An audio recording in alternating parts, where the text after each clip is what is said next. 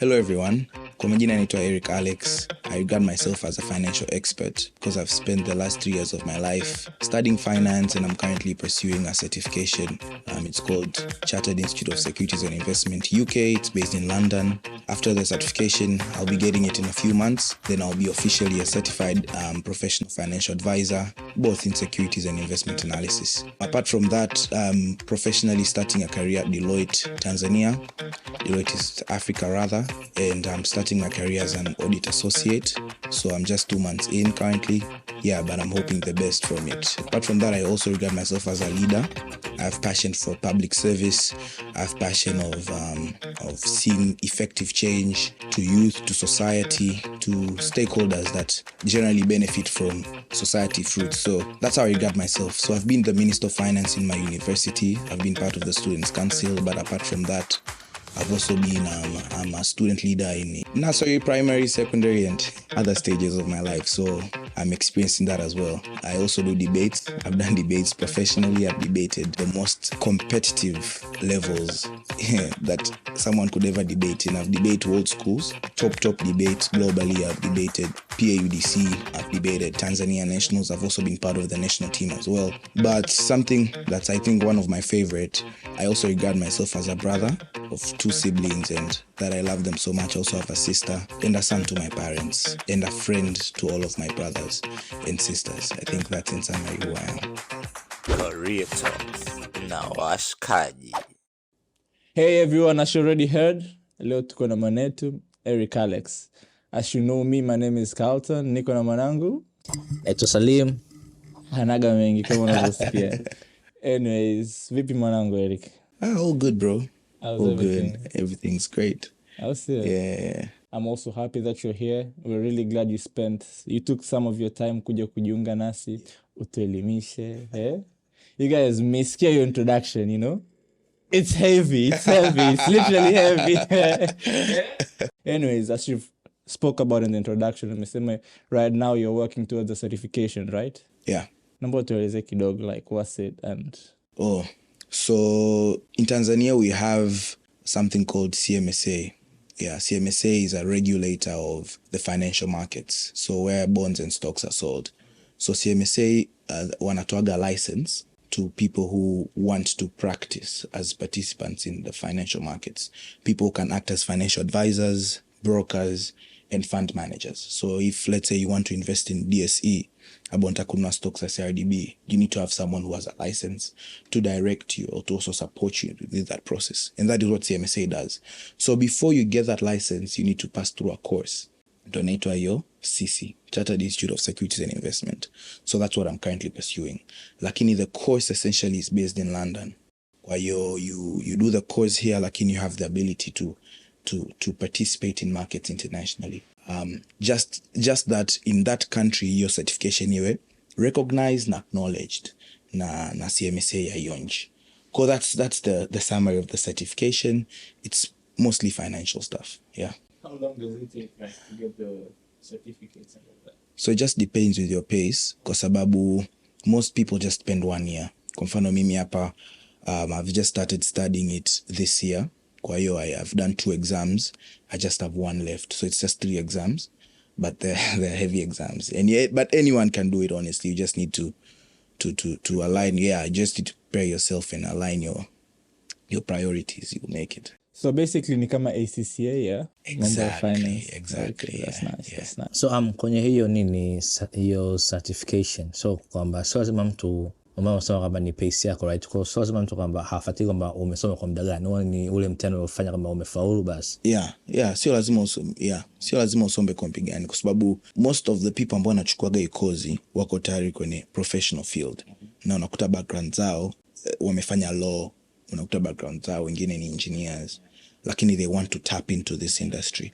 Kwa hiyo tap into this industry, they first find a license. Kwa license ambao natafutaga ndo hiyo sisi. So yeah, it doesn't depend. Hata kama umesoma aeronautical, aerospace, you still have a chance. So lingine hapo, like you said, for someone to actually invest in CRDB ni DSE, niseme Dar es Salaam Stock Exchange. Exactly, yeah. Ni lazima uwe na a broker au financial analyst au mtu yote anaweza kuinvest, but it's advised Yeah. iwe hivyo. No, essentially, you can't invest in DSC if you don't have a broker who represents your trades. So everyone is represented by a broker. So ukisikia anyone ana shares DSC, they must have a broker because that broker represents you kwenye the stock exchange. They just do that if the exchange were organized. So for example, imagine you have 5,000 people investing in one exchange without having, like a middleman or more of like an organized way to align things. Kwa hiyo, you must have a broker.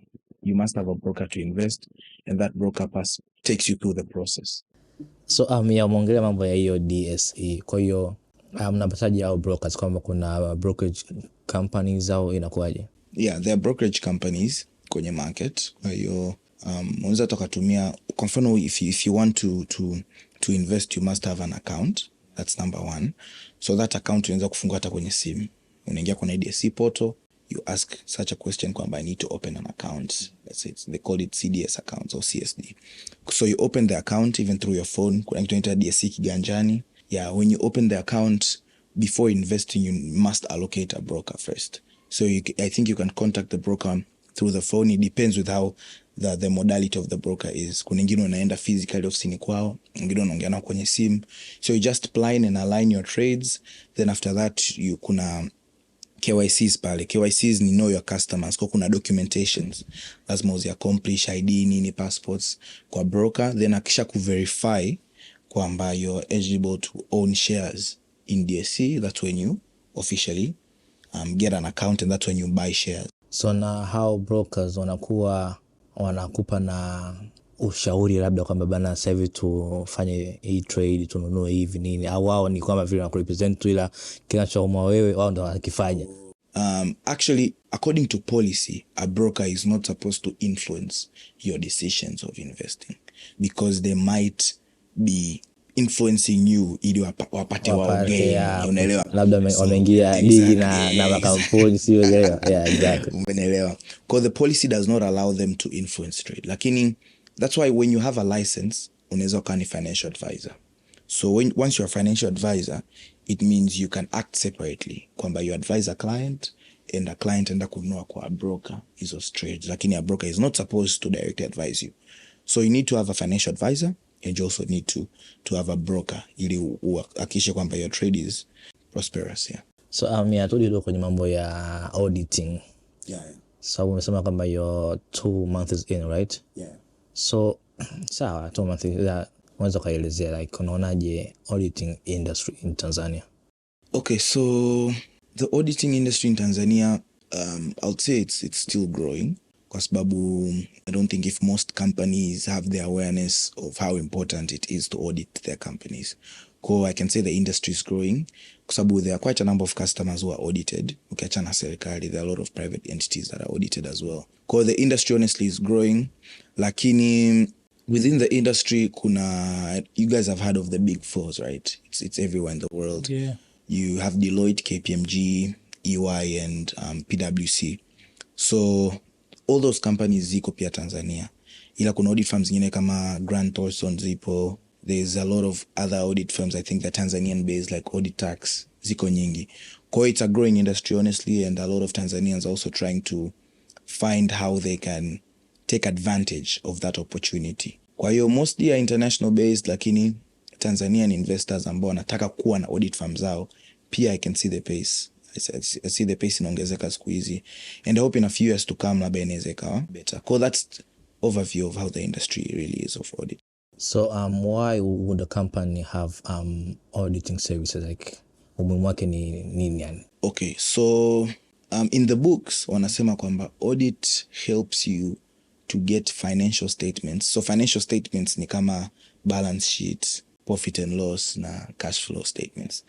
And is a financial statement, they give you an overview of all operations that happen in your company. So auditors help you to get a true and accurate computations or valuations of those financial statements. So it's important kwa sababu kwenye corporate governance, most times you'll find kuna kampuni ambayo ina management, alafu kuna shareholders ambao wana own your company. And in advanced companies, those two are separate. Management takuja ni wengine. Kwa mfano Bill Gates even is shareholder to a Microsoft. He doesn't really he doesn't really work for Microsoft. He just owns a lot of stakes. Kwa yuko pale as a shareholder. And kuna management tofauti kabisa imeajiriwa. So how does Bill Gates ensure kwamba whatever is happening in Microsoft is good, or whatever is happening ni kutokana na maagizo ambayo anataka yeye? Unaelewa? That's why an auditor comes in. It's like a third party ambaye anatoa independent overview au independent perspective ya financial statements zako, kuhakikisha kwamba they are true and they are accurate. Kwa sababu mimi naweza kaniajiri nikakudanganyia data, alafu mwisho wa siku kaona haoni faida, haoni nini. Ya kumbe mimi nakudanganyia na hakuna mtu ambaye anaweza kuhakikisha. Kwa auditor, kwa Kiswahili tunamuita mkaguzi, unakuja kukagua ukweli na accuracy ya hizo financial statements zako.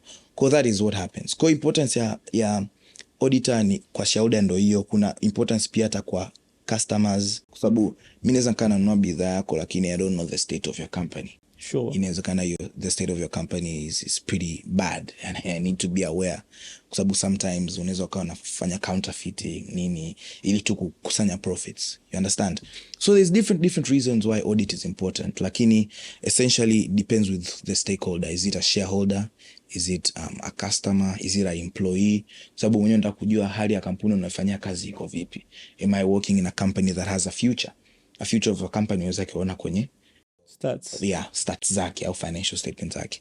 So that's why auditor has to test the truth and accuracy of. So kwa ulivyoelezea nasema kwamba auditor anafanisha kama na lawyer wangu, sio unaelewa? Yeah. Kwa sasa nitaamini vipi kwamba hawa majamaa auditors hawa ma auditors wanafanya kazi yani fair, yani bila kuwa na upande? Alafu kiswali lingine hapo nigusie, je, kuna zile taasisi labda say za serikali ambazo zinafuatilia ma auditors kwamba wanaangalia kama like menendo yao, kama wanaweza kupokonya zile leseni nini kama vile kama bars kwenye mambo ya lawyers, kuna bars zinafuatilia hiyo inakuepo huko? Yeah, that's true. There's two things hapo. Kicha kwanza, we have something called the National Board of Accountants and Auditors. Kuna body, it's called NBAA. Okay, yeah. Na kuna pia standards ambazo zimewekwa. Kwa mfano tutasikia kuna IFRS, kuna IPSAS. There is different standards that are in place kuhakikisha kwamba kazi zote za auditor zinaenda as aligned. And once ikigundulika you have mismatched those standards, kuna implications zake. Na hizo standards zitakuwa nasimamia na hizo body. That's one. Two, kama unavyosema unaweza kuwa na laws and everything but they can always be broken after kama hivyo. So that boils down into your brand. Are you a person who always makes sure kwamba integrity is your number one priority? How do you constrain that? Do you think integrity is not important? Because that comes to your brand. So kwa mfano for Deloitte, integrity is our number one. Like one of our values is to serve with integrity. And many other audit firms value integrity too. Lakini it all comes down to what is your brand essentially. Okay, let's get a bit personal. Yeah. It's not that personal, but a bit. Yeah, it's cool. What brought you to auditing? Nilivyokuwa chuo, mimi I was a finance-centric person. Like I only did finance. I didn't want to do anything about anything else. And I also have I'm also an entrepreneur person. I have an entrepreneurial mindset. So alongside finance, I was always thinking about projects and businesses and how I can expand ventures and stuff like that. Lakini wakati namalizia uni, I realized kwamba there is somehow of like a gap that exists within what I know from school and what's really happening from my industry. Because there was that gap ambayo mimi nilikuja kurealize mwenyewe. So honestly, the best way to fill that gap, baada kuongea pia na mentors wangu, I have a lot of mentors. My dad, I have these other people. I'll just put them private for today. Lakini I also have mentors who guide me through the process. And that's also very important. Like everyone should have a mentor. Because sometimes you might do things ambazo they might waste you 10 years. Kumbe if you had someone who went through the same process could have saved you the amount of time you wasted. I have mentors who also talked to me and nurtured me towards filling that gap. Na akasema kwamba audit firms basically you audit variety of companies, from manufacturing, from finance, from you name it, tourism, from anything, any industry, any sector. Audit firms wanaingia and they audit, so you learn more about the market. So that information gap inakuwa filled. So wewe ukija labda leo ukasema kwamba you have a tourism project, you want to do it, I'll go down to specific. What's your customer segments? What are things? These are things we learn in audit firms. I'll tell you what's your target areas, and I'll tell you what's your prospectus, what's your 5-year plan, how do you plan to execute it. All those things you're trained and nurtured in audit firms. Ila pia ukiachana hapo work ethic, kama ulivyoona kwamba I was at work from 7, nimekuja hapa saa 2. Kwa hiyo the whole day you are working, you're learning new things. You step up in leo, kesho you're a different person with different things, with different perspectives. Kwa hiyo it nurtures you. And honestly, nikawasikiliza and I'm honestly seeing that. So I'm also seeing matunda kwa na mentor na tukushauri kwenye different issues. I've got a couple of questions to follow up on that. Yeah. Umesema you got into auditing after finishing uni, Yeah. right? What was your career dreams prior, like high school, secondary? It's tricky because nilivyokuwa form 2, hata kabla form 2, I was focused, mimi nitakuja kuwa engineer wa medicine. Mad. I was focused kwamba I'm going to be making CT scans. I'm going to be what do you call it? The one that measures the speed of the heart. Mimi sijui. Engineer. Ndio hivyo. Because I lost course. Then nilikuwa navijua. Kwa hiyo those were the kind of things I was focused on. And I remember pia nilikuwa nikaga na Warren, this friend of mine, Warren. We were thinking around the same lines. Kwa hiyo yeah, then it shifted. Then kasema medicine engineer Tanzania walipi sana nini. Kwa I started going to Google the top 10 most paying jobs in the world. Unajua zile all these things that make you ambitious. Kwa nikahama medicine nikaamiaga walikuwa wanasema kuna aeronautical engineer na kuna civil engineer. So that's a top 10 paying jobs hizo zipo in Tanzania. No, in the world, kwa sababu I had international ambitions. Hadi bichuo kiniambia nasoma Tanzania nilikuwa sikuelewi. Kwa hiyo ikaingia hapo. Kwa I started seeing things in that light. Nilipomaliza form 4 nikaja level, I shifted a course kidogo. Nikaenda kusoma EGM. And that's due kwa sababu form 4 nilifanya vizuri, lakini masomo ambayo nilikuwa na target PCM sikufanya kama nilivyotegemea. Kwa when nilivyoona sija achieve hizo standard, nikaja pia nikakaa na wazazi nini, wakanishauri wakaniambia okay, just shift to EGM, shift to business. Kwa nikaama EGM nikasoma economics, geography and math. Nika develop a very profound meaning in economics. I started loving it. I started loving how the teacher sounds. Unajua scarcity, anaongea mambo ya public expenditure nini. Like it sounded real. Kwa I liked it. Kwa I started being passionate in economics. Yani sometimes I didn't have to study it. I just loved listening to economic lectures. Unaona? So I said kwamba mimi I'm going to be an economist, and what I'm going to do, I'm going to advise the government on all economic issues, interest rate, inflation. That's what I'm going to do. Professor Lipumba. Yeah. Professor Lipumba in the making, let's say. Yeah. So I was passionate. So nilivyomaliza form 6, nilimaliza EGM, nilivyoingia chuo it drifted kwa sababu at that time naingia chuo watu wanasema economics is a very good course, I'm not gonna lie. Lakini since you already have studied it, it's a good foundation. Choose something that's going to give you a very contemporary meaning in the market. Kwa ndo nikasema okay. Baada kuongea pia na wazazi and some of my other uncles na vitu kama hivyo, then I picked finance. Kwa ndo nikahamia kwenye finance. So I'm currently doing finance and it's good. I'm having a really good time, honestly. Okay, have you lost your love on economics? No. At all? I'm very passionate for economics, up to date. And you see, the good thing is that economics and finance are like, they connect to a very large extent. Kwa hiyo unajua hapo baadaye unaweza ukagusia ukarudi kushauri serikali. Naweza nikaigusia na hata sasa hivi naona kabisa kuna vitu ukiwa navisoma ile background economics inasaidia. So would you say that you're happy with the changes that you made ambayo you didn't expect? Like it wasn't something that so kama ulibadilisha kwa sababu uliamua. It was just something that happened in the moment kwamba ukaona bana let me shift to economics to EGM kwa sababu usingebadilisha kwenda EGM probably maybe had a it different couldn't be story. exactly. Ungejiforce kupiga PCM kwa nini sio? By the time namaliza O level, at that time mimi sidhani kama unakuwa very matured. Unajua you're still immature on certain things. Facts. Kuna vitu vingine unaweza kuwa matured. Because some decisions you make, they are not really very informed decisions. Ni out of peer pressure za kwa watu wengi wameenda science nini. Kwa hiyo mimi ningesema kwamba hata nilivyoingia EGM at first I wasn't really happy because most of my friends waliingia science. Unaelewa, and most of my friends took that route. Na nikanaumia kwamba there are certain dreams that I had zilipotea. Lakini I think there is a book I read at that time, sikumbuki inaitwaje, lakini the lessons I think mpaka leo zinanifikia kwamba I mean there's certain things in life that happen because your destiny is shaped in that way. I'm not a very firm believer in destiny. That's about to ask you a question. I'm not a very firm believer in destiny. Lakini I think you get the point kwamba there are some things in life just happen and sometimes they are really against what you wanted or what you believed in. But in a certain period of time, you're like, okay, it just happened for the right course. Kwa hiyo I was patient. Yeah, I was patient. And slowly I started seeing myself loving the subject, as I said. Okay, I've got a question.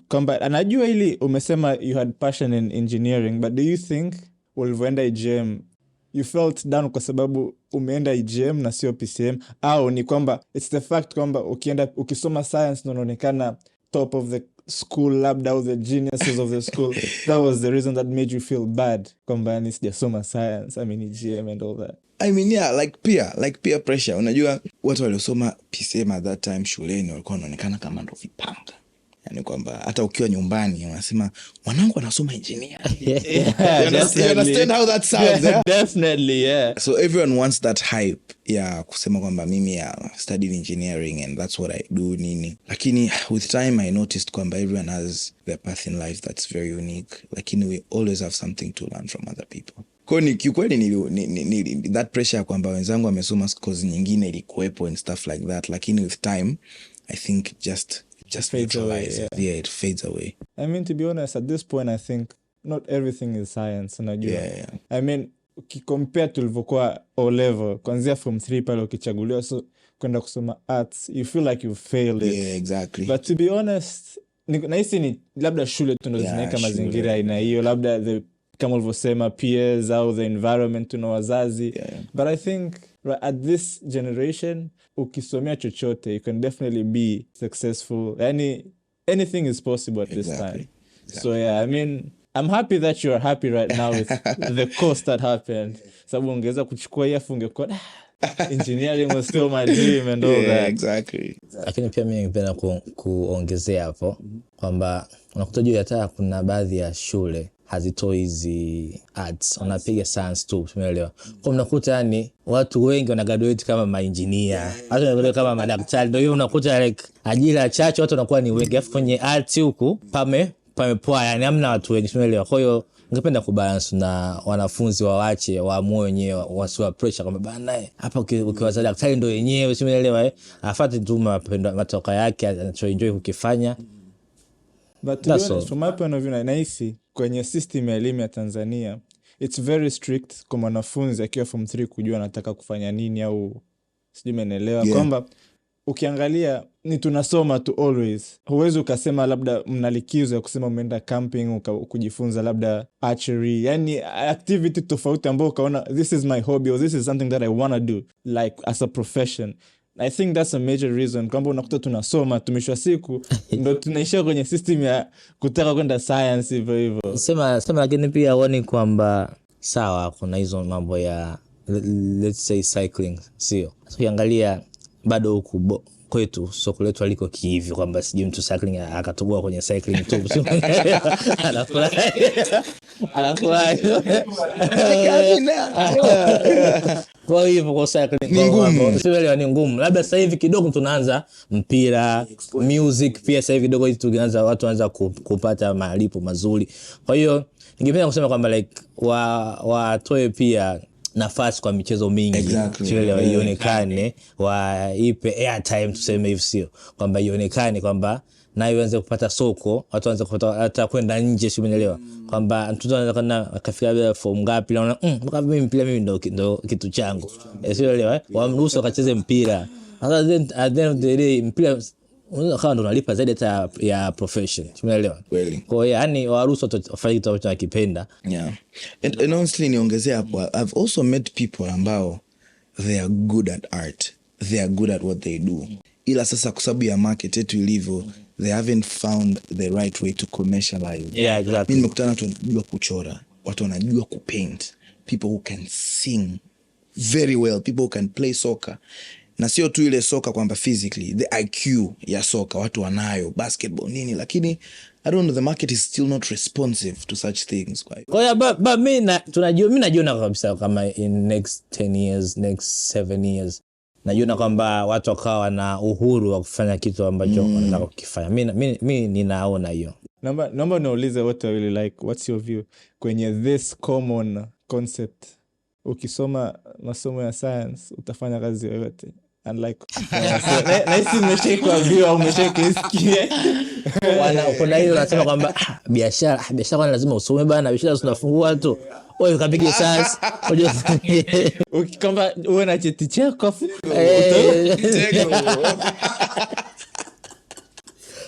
mtego chief. It doesn't work that way. Hiyo kitu ipo. Nimeuliza opinion yenu, mnahisi it's true au kama unataka biashara kasomee biashara, kama unataka arts au whatever other stuff you want to do kasomee hicho na sio lazima science.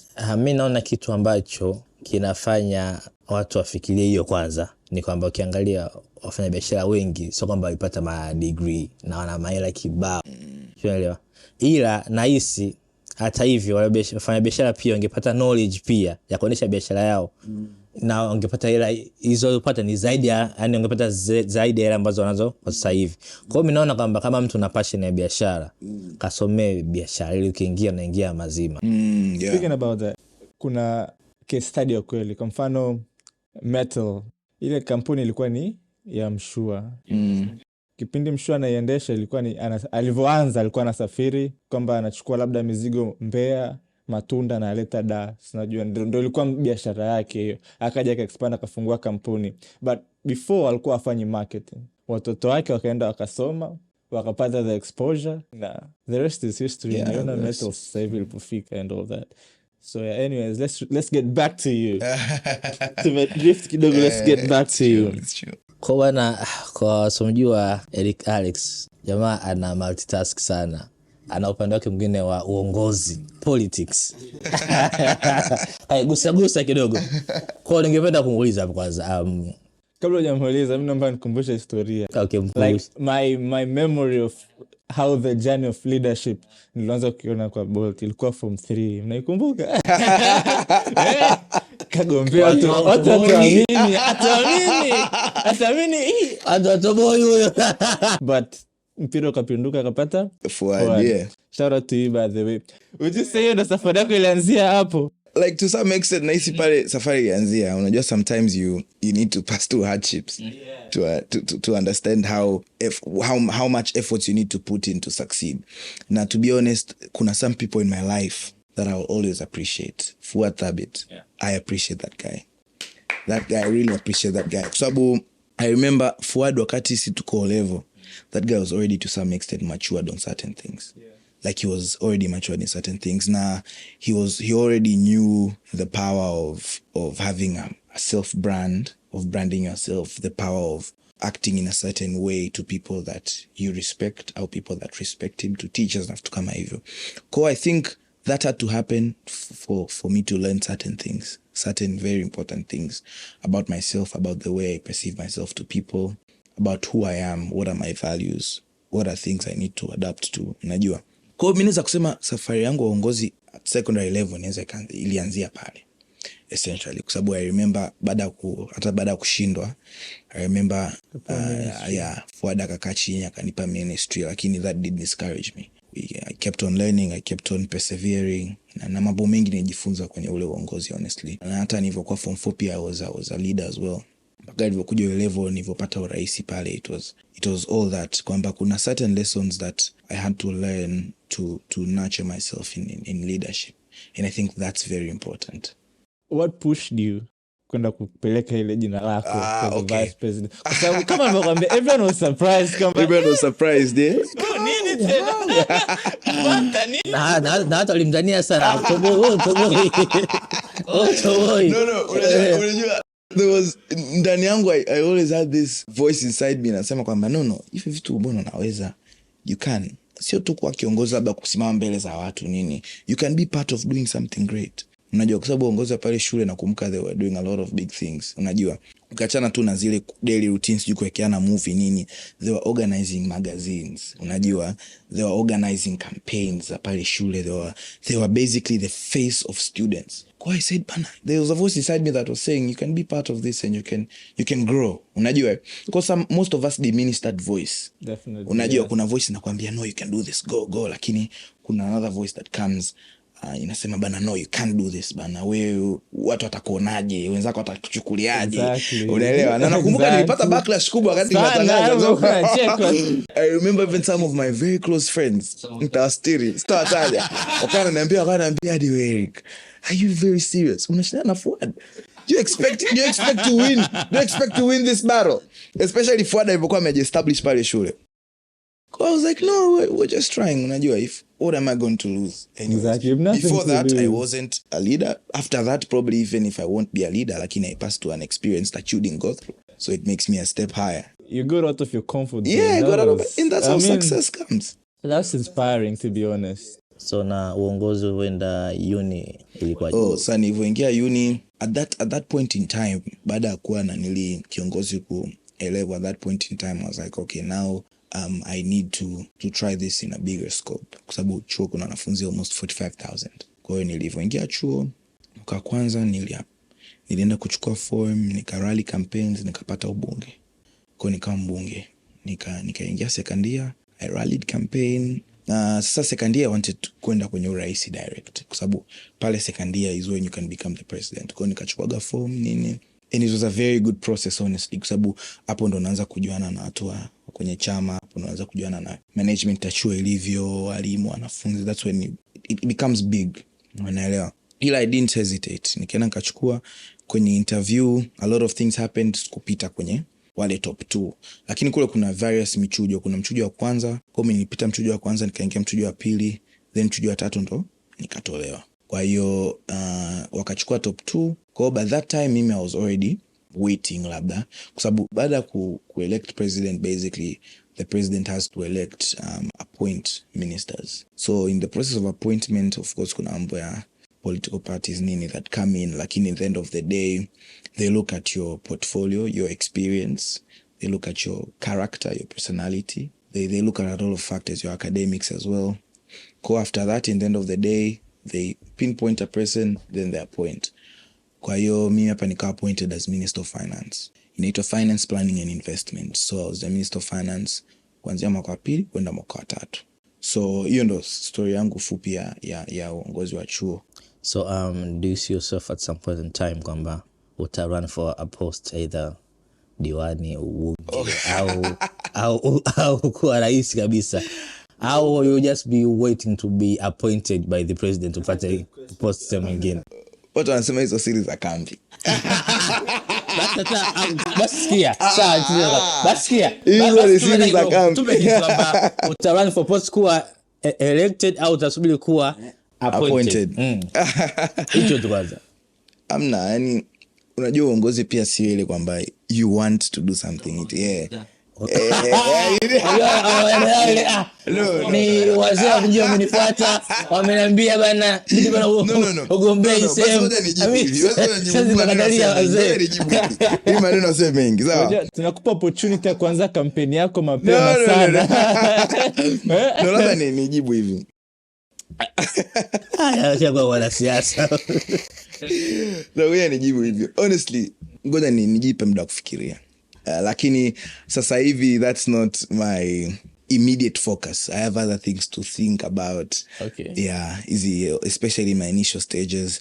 Kwa sababu pia kutoka kwenye professional kuingia kwenye political full time, yeah, it's a tough transition. You need to really plan for that transition, and you really need to plan well, because once you miss that transition, that's when you miss your image, your brand, your everything. Kwa hiyo I'm also, so it's not just a decision of saying yes I want to, unajua. So unajua ukirun for presidency watakuvet from makosa yako yote ulofanya. I wanted to know kwamba, are you preparing yourself? Yeah, exactly. Yeah, like honestly I am preparing myself, kwa sababu once you know where you want to be, of course the things you do So that's today where you will want to matter. be.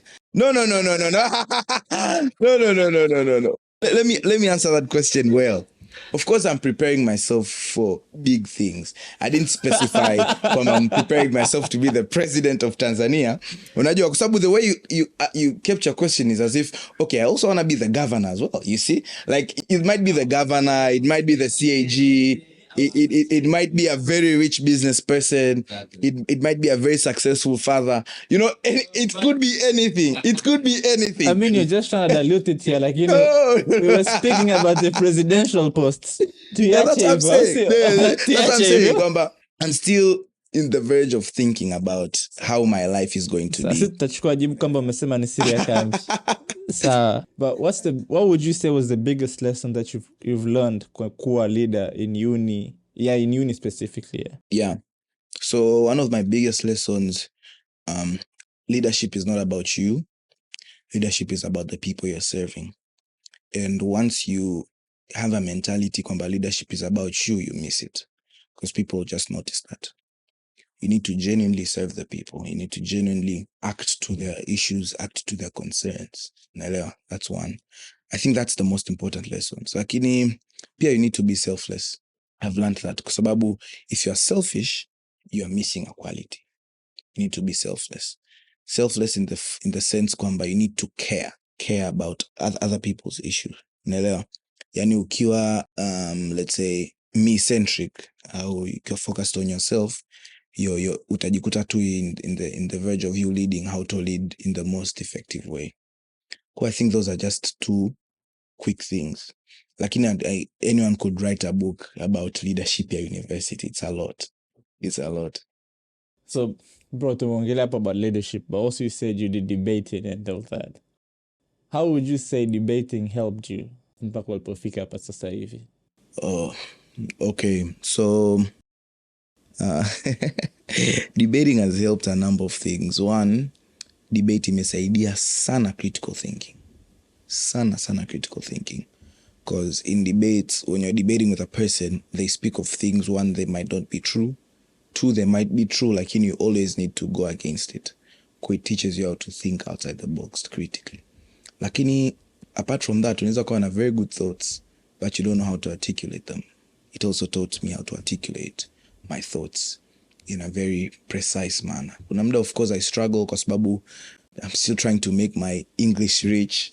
Lakini, it helps you articulate most of the things that are in your head in a very aligned way, such that mtu anasikiliza anapata the meaning that you are trying to insinuate. And communication is important. Kwa mimi nimefundisha communication, and I mean speaking P2P, like person to person, public speaking, you know. Yeah. It has really shaped communication. Lakini one thing very important, it has helped me build a very good network of people. Ambao mpaka leo I see myself using them in various ways. Not using them, but using each other. Using each other in various ways ambazo kiukweli zinasaidia. I remember, we have a lot of histories club tumesoma pamoja. So I remember kipindi debates zilianza yani ilikuwa kama trend. Yeah. Ilikuwa ni nani gani, competition gani zile African nini? African Open. World scholars. Yes. Yeah, it was world scholars. Yeah. Do you think debate was a passion to you? Au ndo kama hivyo ilikuwa it was a big thing? Afu the thing is, I believe kuna watu walikuwa wanafanya debate kwa sababu wanakutana na gender tofauti. No, at that time that was a motive. So wajua kusoma shule za boys, kwenda kuona shule zingine tofauti, how they live nini. Bro, it's a very big incentive. It's a very big incentive. So my question Yeah. is, was it like a passion or something that you liked? Au ndio ilikuwa ni kwa sababu ya hiyo incentive ndio maana ulianza kudebate? Okay, at first debate was an activity that I wanted to fit in, kwa sababu most of the people ambao walikuwa wanafanya debate at then walioanza kina Mlabo, kina Alfred, they were all like super smart people, unajua. Kina Fuad baadaye wakaja kaingia nini, so I wanted to fit in, unajua. As immature as I was, kuna muda you see things you're like, I want to be part of that, unajua. Yeah. Maybe I might learn something. So at first ilikuwa hivyo, so I was just trying new things, unajua ile principle, if you want to know your hobby, try new things, unajua. Kwa tulijaribu mpira, kapeti, kumbuka tujaribu basketball.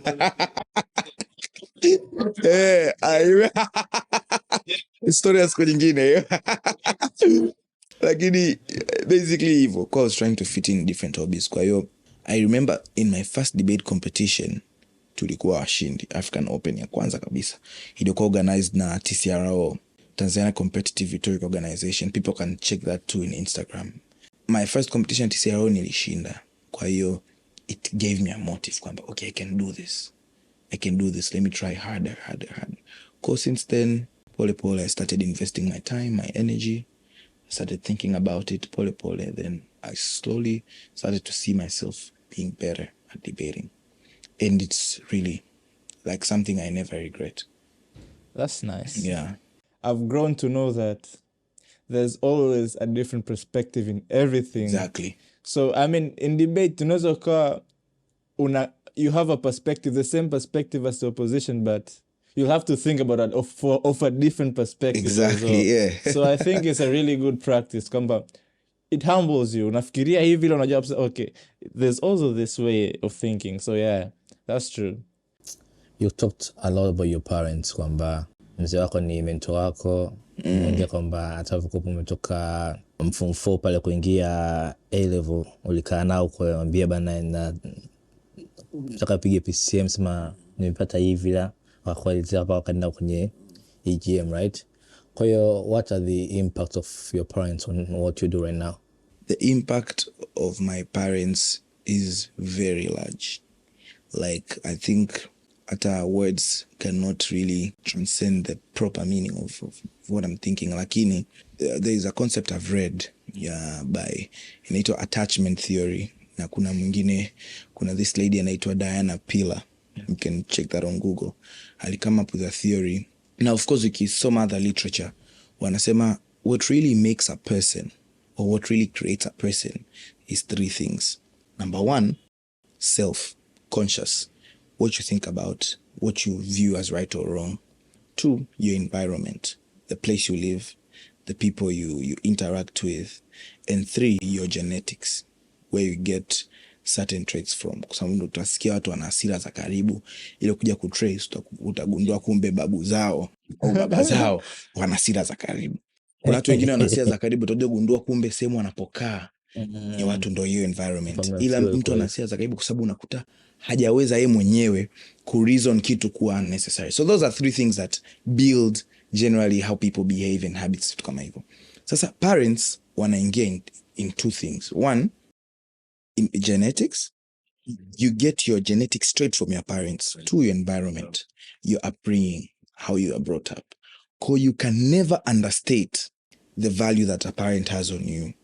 Toka unavyoanza vitu unavyoona is the way your dad speak. Kwa kama babako ni mtu wa kuongea maneno ya upendo na Biblia, you just find yourself doing that as well. Kama mtu akutukana nini, automatically unajikuta kuna vitu huwezi kuvizuia kuvisema. Kwa honestly ndio hivyo. Kwa sasa some people, of course, God hasn't planned them to have parents. Unajua kuna wengine ambao hawajazaliwa na wazazi, lakini they still have a figure of a mom and a dad in their lives. And these 2 figures are very important. Au labda sometimes only a mom or only a dad. Kwa mimi hapa nasema my parents have a very huge importance in what I do today. Kwa sababu 1, they have influenced my environment and they've influenced yani most of how I'm brought up ni wazazi wangu. Yeah, kwa hata most of the decisions I've made in my life, most of the things I value, most of my values, my principles, most of the things I believe to be true or not true zote zimekuwa influenced to some extent my parent, to a very large extent. Ila zingine of course mimi mwenyewe na mazingira yangu na washikaji na sehemu nilizopitaga, kuna vitu vingine unakuja kuvialign ambavyo tofauti, lakini to anyone I think that should be the case. Yeah. Okay, that's nice. Asa bro, I mean, we all know sasa hivi bongo, yeah?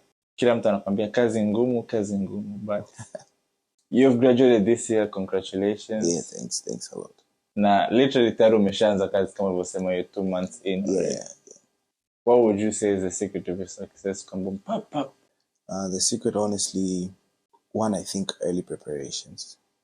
Most people wanakuja kushtuka hamna kazi literally 1 month kabla kumaliza chuo au kwanza UE au 2 months maybe. Unajua, some people wanaweza kusema they are lucky. Unajua, so sometimes luck exists, wanasema when preparations needs opportunities, different definitions. Lakini me, I can regard myself as a lucky person.